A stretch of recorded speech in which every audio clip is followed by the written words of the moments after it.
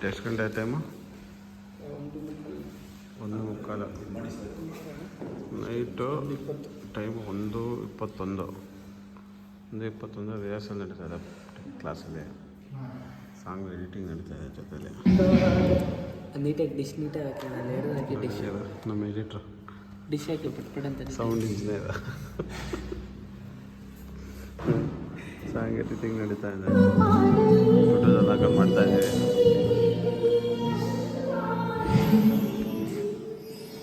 ಇದು ಕರೆಕ್ಟ್ ಎಷ್ಟು ಗಂಟೆ ಸರ್? ಎಷ್ಟು ಗಂಟೆ ಬಂದಿದ್ದೀವಿ?